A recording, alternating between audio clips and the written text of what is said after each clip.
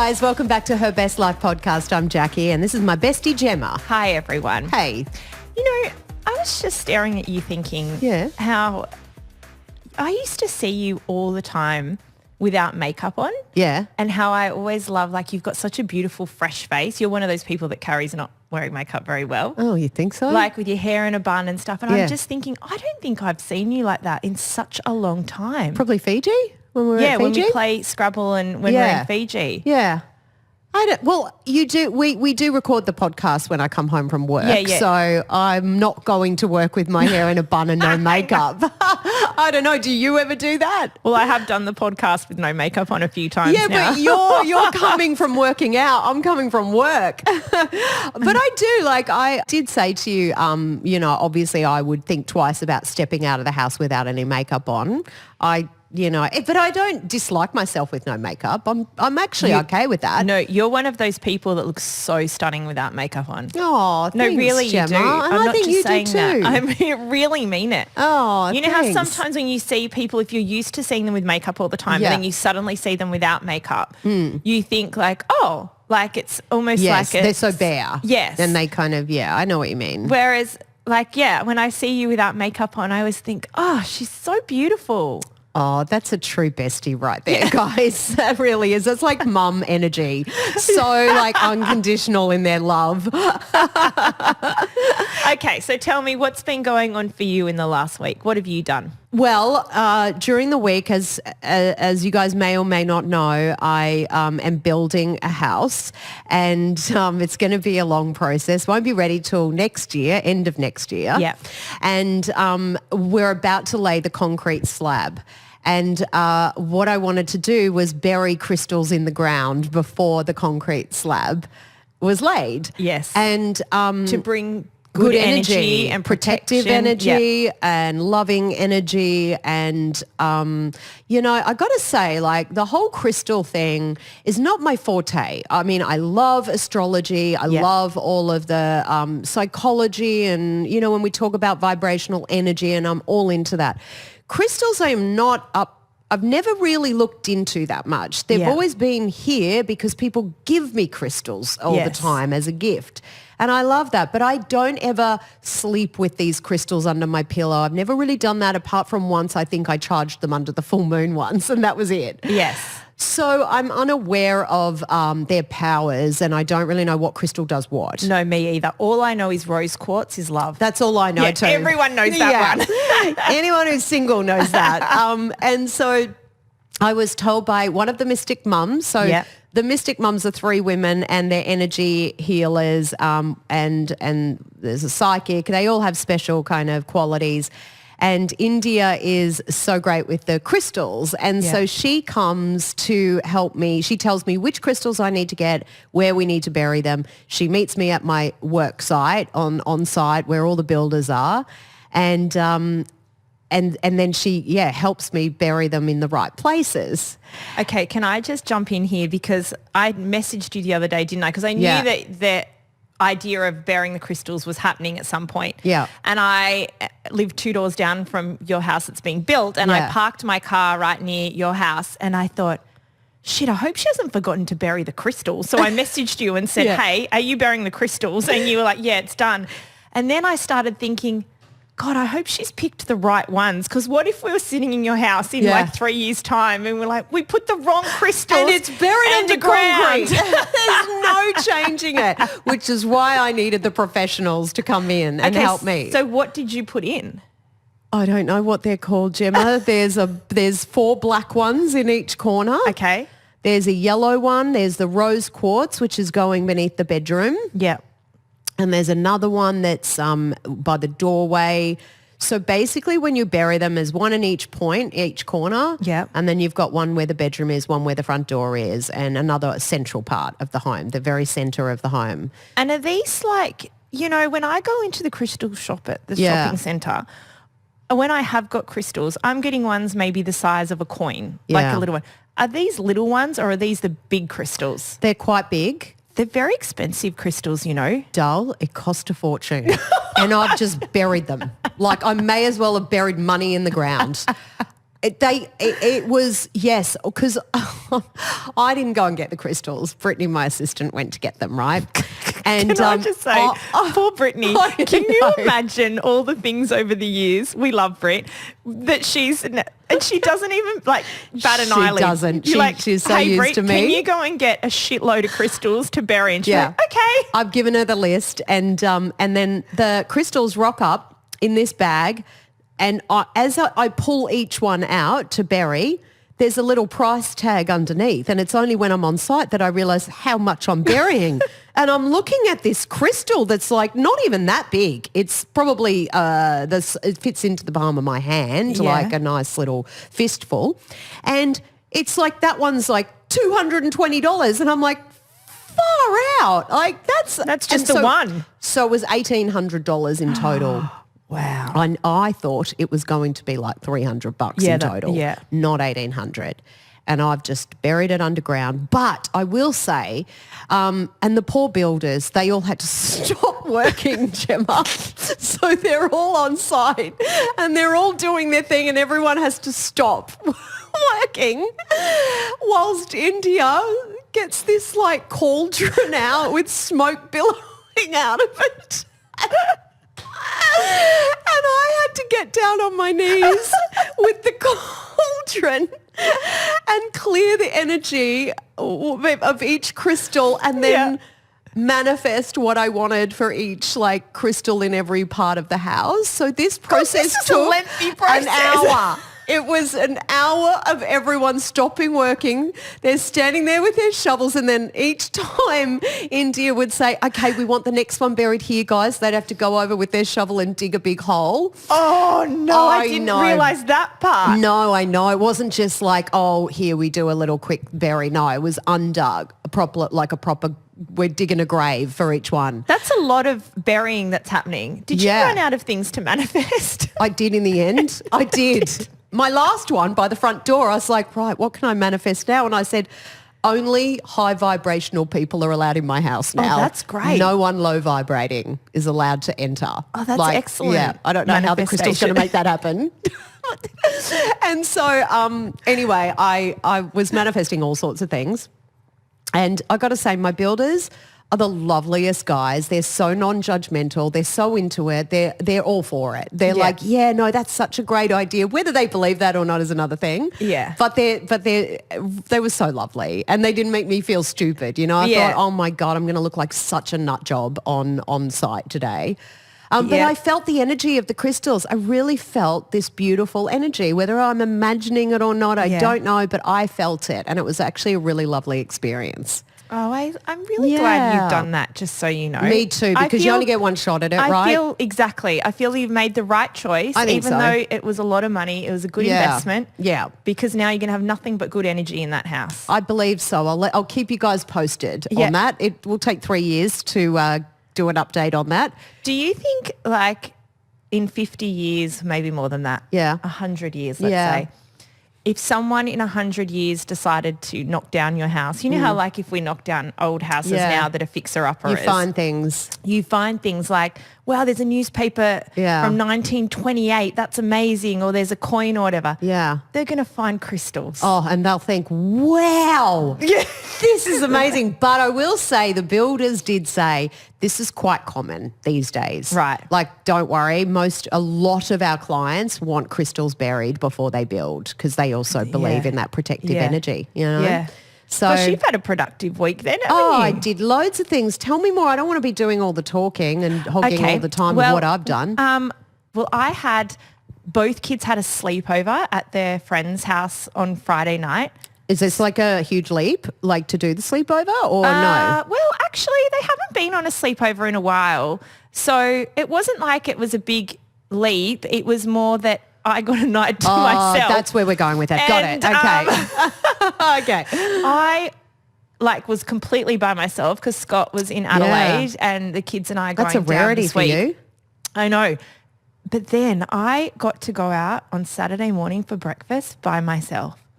It was what glorious. A treat. Yeah. Well, it Sorry. You must hate me and my life. I get love to you. do stuff like that all the time. I know, but you don't. I don't actually. You're right, because on the mornings I'm not working, Kitty's always here. So I actually don't get to go out for breakfast on my own. So I went that's a luxury. by myself. I had a Where'd you lovely go? time. I went down to Coogee Beach. Yep. And I went to a cafe and I had like an eggs and halloumi situation. I had my pot of tea. Yep. And I just sat there and felt so content. What'd you do sitting there on your own? Like, were you on your phone or? Not really. What do you do? Just look around, observe, people watch? What do you do? I can't do that. I can, but. Just sit there and enjoy like my thoughts. What about yesterday afternoon? You called me and you said, what are you doing? And I was like, I'm having the best afternoon. And you were like, tell me what you're doing. I said, I'm sitting out on the terrace. It's such a sunny afternoon and I'm reading the business section of the Weekend Australian. Oh, the business section of the Australian. Could you think of anything more boring to do in life? And I'm like, what's in there? What are you learning about? I don't question you or poo-poo your ideas when I go, what are you doing? Oh, I'm just doing a few tarot readings for myself. You love my tarot readings, don't lie. So my weekend was very much like kids sport, etc. and just being like slow. No, let's back up a second with the business section in the Australian. Yes. So I understand that you're the CEO of Three Birds. Yeah. Like, I get it. You're in the business world. But right? I've always loved reading that. In the same, what are you looking for in there? What's going to float your boat? What gets you excited? I just love understanding like big business decisions that are being made. So I think what I read yesterday was, I read all about Apple's big bet on doing the F1 movie with Brad Pitt and how there was a bidding war and they spent $250 million on it. It's the first time they've ever taken a big bet like that. And will they get the return? I found that fascinating. Yep. Okay. Then entertainment business. I was reading about the Uber food robots. Oh, yeah, that would be interesting. Are we bringing that here in Australia? It'll be a matter of time, but yes. That's the weirdest thing when you're overseas and you see one of those robots walking the street. And when you see loads of them as well, it feels weird. It does feel weird. So that's going to put all the Uber drivers out. The delivery guys. Okay, we don't want to set panic. Let's let's not do that. I am a bit concerned, aren't you? Like, I worry about that. Well, no, tell me. No, reveal what you said to me on the phone. That I want to get the Tesla robot. Yes, I do. Sorry, my cleaner's here right now. Don't tell her. But apparently the Tesla robot can cook your meals. It can unpack your suitcase if you come home from a holiday, do your dishes and all your laundry. Who wouldn't want that?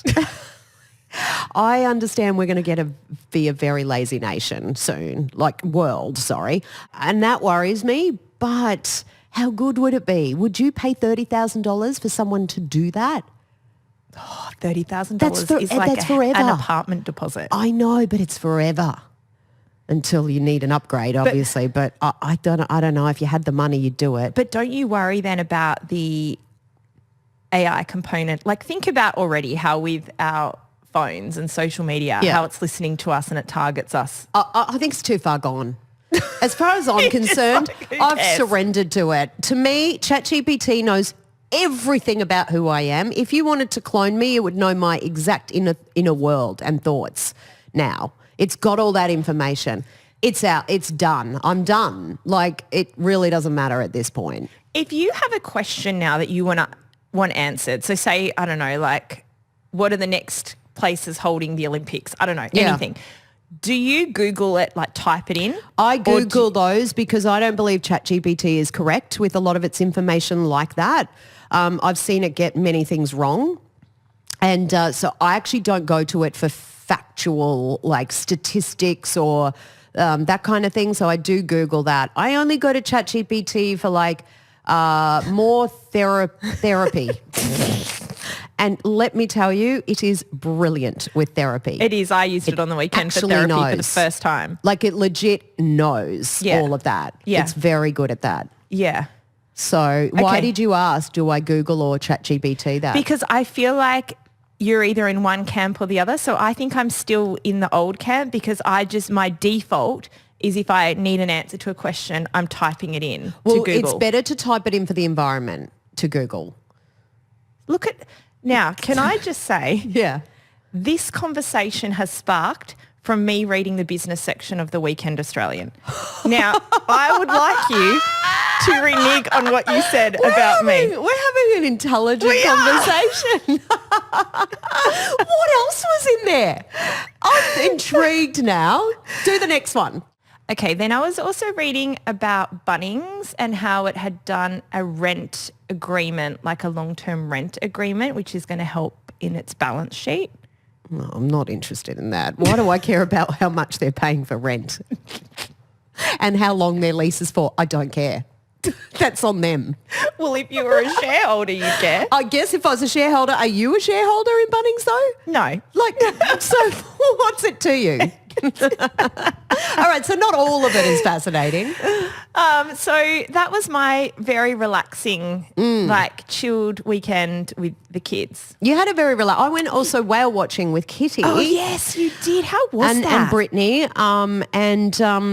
It was, it's funny because whale watching is one of those things that's available to us in most of our cities, right? Yeah. Like if you're living on, it's pretty much available to most of us. And yet we never go. It's one of those things where you go, oh, that's a touristy thing to do. I don't know if I want to do that. Yeah. But we booked it and it was beautiful. You of all people, Gemma, I'm surprised hasn't done it because you have a fascination and what's it called? They're my spirit animal. They're your spirit animal. And you just go out like, they don't have trackers or anything like that. Yeah. So you genuinely are just flying out to sea in a speedboat. We were on a speedboat. You don't have to be. You're going as far out until you find one. So we went very far out into the deep out. Yeah. And we eventually found them and they were amazing. They came because you can't go up close to them. Yeah. However, if they come to you, or that's fine. But they were breaching in the air and then two of them came right up to our boat. Like it was really incredible and beautiful and such a great experience. I love that you've given me that idea because when you told me you were doing it, I said the same as you. I was like, why don't we ever think to do things like that? I don't know. I think we just sort of dismiss that as a tourist thing. Oh, you only do that if you're visiting somewhere or on holidays. You don't actually do those activities on a weekend yourself. But it was really amazing and loved doing it. And when I'd forgotten that Kitty has a massive fear of whales, so it wasn't until I didn't know Kitty was scared of whales. She does, and I'd forgotten about that. And it wasn't until we were in the Uber going there that she goes, so Mum, like I'm starting to get anxiety because, my fear of whales. And I'm like, oh, yeah, that's right. I said, we're doing this to get over your fear. Great recovery. The fear is not stemmed from anything significant, but it was just she's had a couple of dreams in the past where she's been swallowed by a whale. It was actually really good because she loved it so much and now doesn't have the fear. Okay, guys, it's ad time, so we're just going to have a super quick break here. Hey, it's Jackie O and Gemma here from Besties, and we have just launched our new online negotiation course, Negotiation Power. Gemma, you negotiated my contract, and after a career in negotiations, you are passing the wisdom on. Yes, so many don't know how to negotiate the value they deserve, but now it's time to change that. Our course is just a few hours online, and it gives you the steps to follow to make salary negotiations less scary and more fruitful. Don't miss out. Spend just $99 to earn thousands or save thousands by negotiating better home loan rates and more. Head to wearebesties.com and negotiate the life you deserve.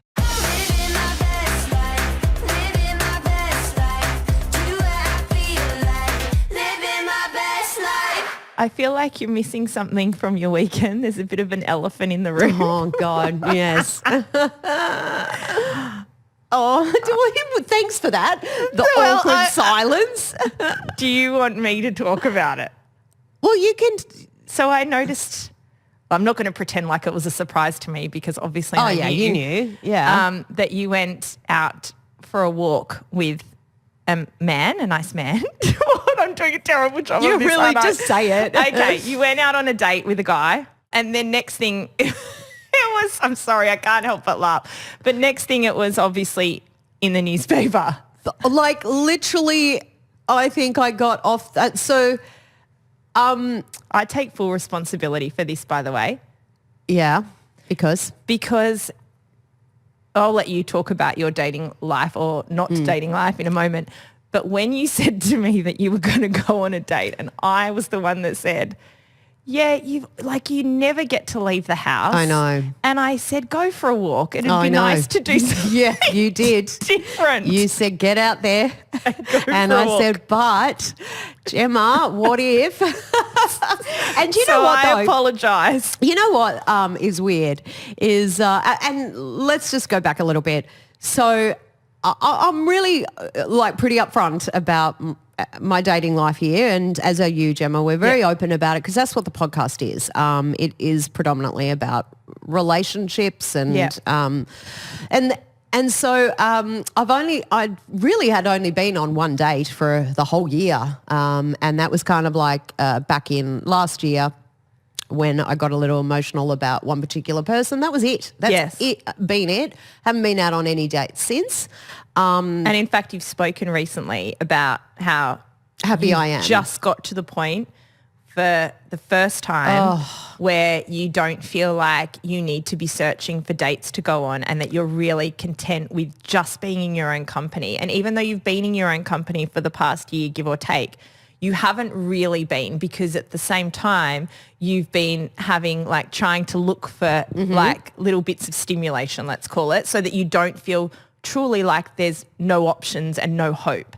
But now you've finally got to the place where you're very content and you've just got to that spot. Yeah, it's funny because anyone who's been single will know we all aspire to get to the place where we truly are happy on our own, not sort of happy. Because like you can be happy on your own but still feel the need to like have a peek on a dating app and look on Instagram, you know, at DMs, that kind of thing. So you are technically still sort of searching, even though you're happy on your own. Yeah. And as you know, I got to the point only just recently, I would say just a few weeks ago. I would say 2 weeks ago. I reckon you're right. 2 weeks ago, I finally get to the place where I go, my God, I am really good and happy and genuinely don't need to feel this void anymore. Yeah. And then I went out on I did go out on a date and I did go out for a walk on this date. And look, I really am super mindful about someone else being a part of this story. Yeah. So if I'm vague about things, it is only because there are two people involved, and I don't think it's my place to just say everything. Yes, I agree. That's, you know, just a thing I mean, imagine going out on a date with someone and when you haven't for so long and just going for a walk on advice of your best friend. Walk, and then, you see a photographer, and I haven't seen a photographer around for ages. Yeah. And I genuinely have done that walk a million times and I've never seen a photographer. They're just not around at the moment. That's what happens is perhaps come in and out in waves. It's really weird. Like they'll be all over your ass for weeks on end and then you don't see them for months and you're like, great, and you get real complacent. But I hadn't seen one around. And so I did think, oh, well, I won't have this date at my house, which I hate having to do because it feels really inappropriate to do a date at your house. It's also very personal. Like it's so I know personal. For me, with the dates that I went on over the last few years, I never ever had any of them at my house, and I never would, because I feel like it's such a safe space, like your special sacred place, to then bring like a stranger in, even if they're lovely people. It's such it's like that's something you build up to. You go out on dates for a few dates, to a restaurant or a walk or whatever. And then you go, hey, do you want to come over to my place for dinner? Right. Or, that's the Netflix normal and world. chill. Yeah. Of course you would never invite someone over to your house in that scenario. But I used to, when I was actively dating a couple of years ago on the apps, I didn't want to and I should have not cared, but I didn't want to be the woman they targeted as being seen with a different guy because I was going out on dates every couple of weeks. And so if I'm going out in public and I'm photographed with this guy and then I'm photographed with that guy and then this guy and then suddenly I'm photographed with 8 different men, I'm that girl. I know, isn't that so unfair shit? though? That's so shit. It's so unfair because that's dating. That's dating. That's what any woman or man that listens to this podcast who's in a dating phase, that's what you do. Yeah. Like sometimes you go, okay, I'm going to set aside every Thursday night and I'm going to go on a date so that I'm trying to find the person I want to be with. And that's normal. It is absolutely normal. And this is the side that's really shit for you. Like I'm just going to own that for you. Yeah. And look, we had a conversation about it. I think it was towards the end of all of that where we just thought, you know what? I'm going to not do that because I want to own the fact that, yes, women and men, when you are dating, you do see different people. It doesn't mean you're sleeping with those people. And I don't sleep with my dates. If I'm like, I've had hookups before where I've been like, yeah, I'll hook up with a person, I'm out. It's like a fun hookup. That feels like another era now. That's another era completely. But if I'm dating someone with the view of I want a relationship, I'm not sleeping with that person for at least a few. It's not even just that part though, hun. It's the number of dates I went on when I knew in the first 3 minutes that I thought, oh, we're not a match. Like he's a lovely guy, but we're not a match. A lot of the time you do actually know very, very quickly. Yeah, I think. But you only know by meeting up. That's right. You've got to meet up face to face. And I know you and I have spoken about this a number of times, but there's no shame, and I said this to you last night on the phone, there is no shame in trying to search for love. And so as much as it is my fault that you were photographed, I'm also glad that you didn't stay cooped up in your house and that you didn't feel like you couldn't go for a walk, and you should feel no shame or embarrassment about the fact that you are searching for love. Yeah. Yep. I would agree with that. And no one should ever feel shame or embarrassment over that. And I don't think they do.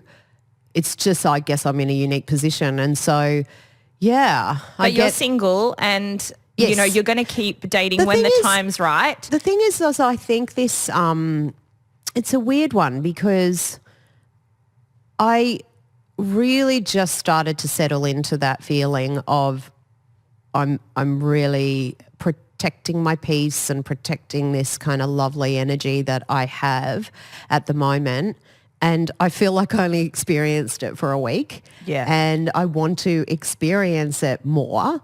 I don't know what it is. I just know that I need to. Yes. And so I don't know that getting into a relationship or continuing to date is right for me right now. I just, for some reason, don't feel that it is. I'm going to agree with you there. Yeah. And as your best friend, we see each other all the time. And this is the first time I've seen you in this place.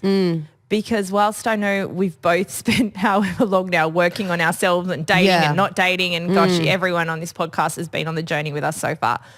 But I haven't seen you like this before in that true acceptance and surrendering. And I do think that is a part that is really important for someone. I mean, like I had that moment. I had it, as you know, I had it for about 3 or 4 months. And then I met Scott. And I think it's important to sit in that for a good amount of time. And enjoy it. Yeah, enjoy it. I did not feel that I was missing out on anything by the fact that I was just enjoying my own company. Yeah. I was loving myself sick. I was relishing it. I do remember that. And you genuinely were at such a lovely, lovely, joyous, peaceful phase. And I think inviting this energy into stirring up dating stuff with me when I was right in, like, just settling into that made me realize, whoa, I don't like this feeling. I want to go back to just me. Okay, great. Thanks for addressing that elephant in the room. Well, if you want to know my relationship update, things are going well. I assumed they were. Yeah, they are going well. Yeah. Things are going great. Any there's no bumps in the road or any... No, except I had a bit of a what would I call it? An emotional breakdown. It wasn't because of my relationship. Yeah.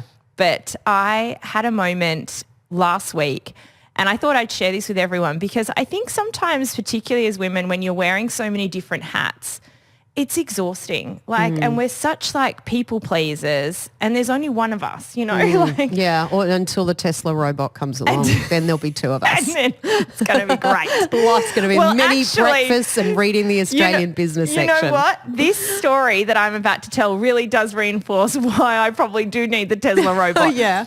Because I just had this moment last week where it was one night and I was exhausted and I broke down in tears. I'd put the kids to bed and I just went through this mental, I don't know how else to explain it other than this mental fuzz. And I just thought I just started bawling my eyes out. And it wasn't that I was sad. I was just so tired and so fatigued. Oh, wow, I didn't know this. And I think it's like anything, every woman or man, when you're juggling a lot, you just get used to piling more on and piling more on. Yeah. And I just had reached my breaking point. And I think it's because also being a single parent, I mean, obviously Scott's in my life, but he's not here all the time. And my children are with me most of the time.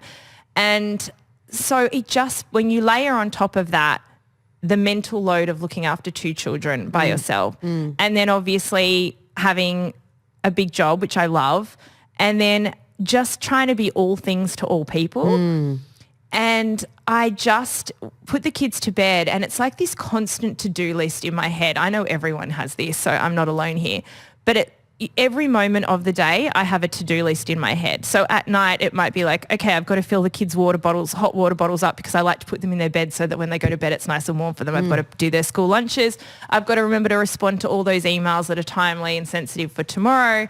I've got to do those by 9 o'clock. I've got to get the kids' uniforms out. I've got to make sure that I've ironed them. And I have to put a load of washing on. And then I have to unpack the dishwasher. And then amongst all of this, I've got to think of strategy for a big meeting for work tomorrow. It's just like the constant layering, right? And I feel like I just hit this point where I was just exhausted and I just could not stop crying. And I ended up talking. I'm sorry, honey. No, but I'm not sharing. You don't need to say sorry. I guess why I'm sharing it is because also it forced me to have some accountability that I've let it get to that point. And also all the things that keep me really calm and grounded, like my meditation and my exercise every day. I've not been consistent with that for the first time in a very long time. And I really think that has a huge impact on me. But also it made me really sit, and instead of just sitting there crying, I started to think, how have I let myself get to this point? Yeah. And what accountability can I take so that I don't let this happen to myself again? Because I honestly felt like I had no fuel left in the tank for anyone. And that's not good for me. It's not good for my kids. It's not good for you, Scott. I said you before Scott then. That's interesting.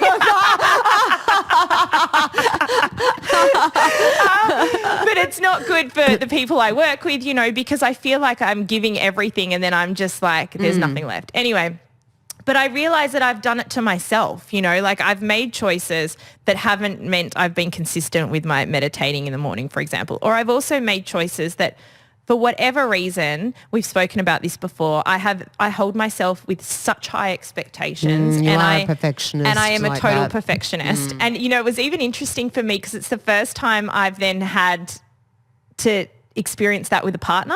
Yeah. Getting to that point of exhaustion and used to sorting everything out myself. Yeah. And I do have a beautiful partner, but I still have the mentality I'll do it. I'll do everything myself. And he's in Adelaide at the moment. And so for a few days there, I was probably a little bit quieter than I usually am.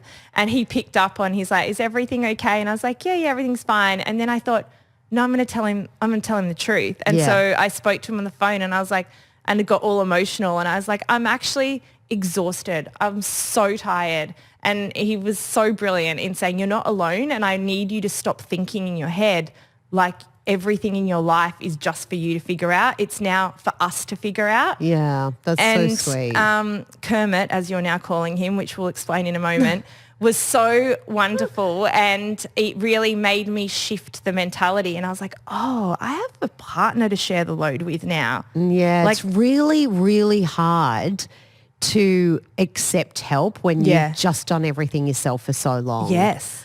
I know I would struggle with that as well. Yeah. Big time. It like is. you just think, oh, it's fine, I'll do it, and I'll do everything, Yeah. and then you don't let them take the load on to help you because you're just not used to it. Yeah. Yeah. So what I also decided in my list of actions was that I was going to go away for 2 nights over a weekend by myself. Oh, yeah? Just me. Where are you going to go? I'm actually going to Osborne House where we went for our besties retreat. Oh, you're going to go there on your own? Yeah. What are you going to That's by do? design. That's country. That's Yes. country. That's not you can swim in the ocean. No, but I do that in my day-to-day life. Yeah, but what do you do in the country that is going to fill your day? That's my whole point, is I want 2 nights and 2 days where I don't have to do or be anything for anyone. What are you going to do though? Like literally, what are you going to do? I'm going to sleep in. Yeah. That takes us to 8, okay? Or 9. Let's say 9. Yeah. Okay. Then I'm going to have tea and breakfast like on the balcony. Yep. Nice. That'll take me till 10. Yep. Then I'm going to read my book for 2 hours. Mm-hmm. Then I'll have some lunch. Yep. Then I'm going to have a massage. Oh, yeah. Nice. Then I'm going to have a bath. Yep. They've got a beautiful bathtub there And outside. then I'm just going to probably read more of my book. Yeah, nice. That's going to be good. Yeah, I could do that. Concerned. I think I get a panic attack at the thought of going away on my own. It's really something I want to overcome. After eating Eat, Pray, Love, I'm now like I need to travel on my own. Oh, but I wanted to come on that trip with you. The India trip? Whatever ends up being your Eat, Pray, Love version. I feel like I need to do go by India on yourself. my own for some reason. It's like going to be my alone trip. But we have so much fun together. Well, you didn't invite me to Osborne House, so. Do you want to go? You can No, come I if you can't. want. When are you going? In a few weeks. Yeah. Well, no, I don't think I can. I'll be away. Okay. Yeah. On the trip Yeah. with Kitty. But I would have come otherwise. But We you do it alone. I think it's really good. Yeah. I think we should all do things like that. I you do know? too. Okay, we should right. probably explain why I called Scott Kermit Oh, as yeah, we we finish. didn't explain that. Yeah. So his new nickname, I don't think he even knows it. Yeah, right. He doesn't know. I said to my therapist, which is also Gemma's therapist, I said to her, when I meet someone, right, they're not going to be as green a flag as Scott, which is Gemma's partner. And, she's well aware of how much of a green flag Scott is.